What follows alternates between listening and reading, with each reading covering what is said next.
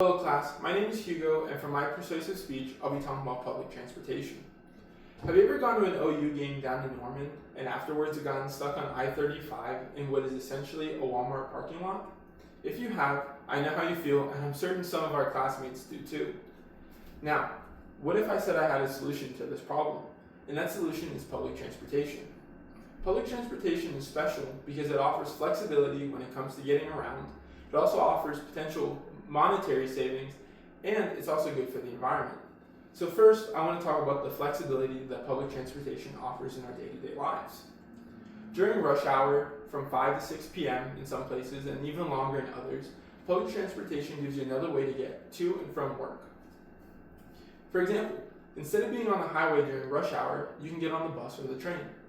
And I know, it might not be the most glamorous thing, but at least you won't get stuck in traffic. That being said, for every person that rides public transportation, that's one less car on the road, meaning that traffic gets better for everybody, the people on the bus and the train, as well as the people in their cars. With public transportation, longer commutes are physically possible as well. For example, in New York City, people commute to and from the city, and according to a New York City .gov presentation, more than 7 million people commute to New York City for work. And about half of those people commute from New Jersey, so about 3.5 million people. And fun fact, my mom is one of those people that commutes to New York City, and she does so for about half of the month. Also, with more people on public transportation, people would also need cars for less trips. For example, you could park in downtown Oklahoma City and take the train to Norman for the OU games.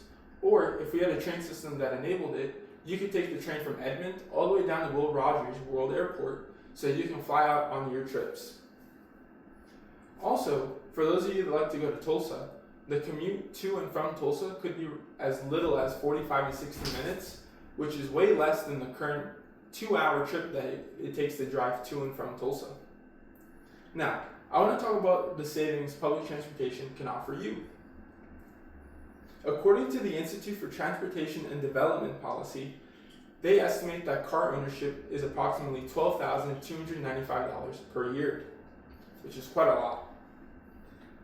And then, for example, in Chicago, the monthly transportation cost is roughly $175 to $475 monthly, according to the Collins Family Movers Incorporated. And this adds up to about $2,100 to $5,700 every year, which is a lot less than $12,295. And time is money, and public transportation can help you save some of that money. When you have cars, a lot of stuff that gets looked over is your car maintenance. For example, your oil changes, your tire rotations, and regular service checkups, which in some cases can take an hour plus, and in some cases, especially with longer, unexpected repairs, you could be in the shop for a few hours.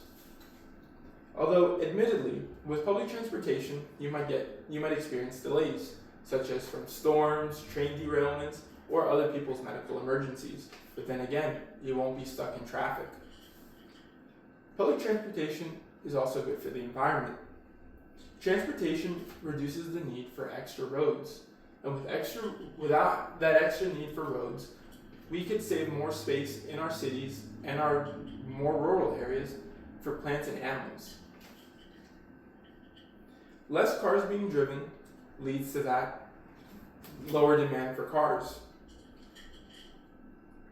which means there's more space for those animals and native plant species that are important for our ecological survival. And less people driving also means less emissions. Less emissions is good for our cities because it means that less people, especially children, are breathing in toxic fumes such as carbon dioxide and carbon monoxide from these cars.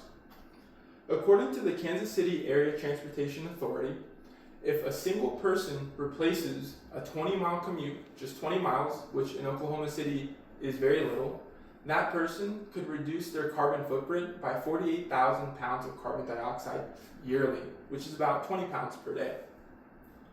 Less emissions is good for everybody. It's good for our cities, it's good for our lungs. Also, with less people driving on the roads, we could have more green spaces in our cities, which would in turn help reduce emissions by having more trees, grass, and native plants. In areas such as Salt Lake City that experience winter air inversions, which means that hot air is trapped by cold air, reducing the air quality, and then by also reducing our emissions via public transportation, we would actually preserve the air quality in these events, especially in the wintertime, and actually help our lungs. Now, in conclusion, I hope that my points regarding the flexibility of public transportation, the monetary savings that public transportation would have, as well as the benefits for the environment, have helped you consider to support increasing public transportation in Oklahoma City and the country at large.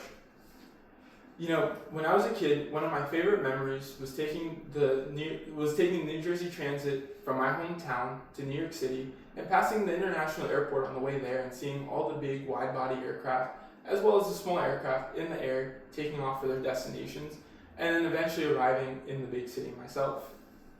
You know, my memory might not be as nice as seeing the Sooners destroy West Virginia or Oklahoma State, but it does sound like a good Saturday to me to not getting stuck in traffic after the fact. Thank you. Oh, here is my note cards.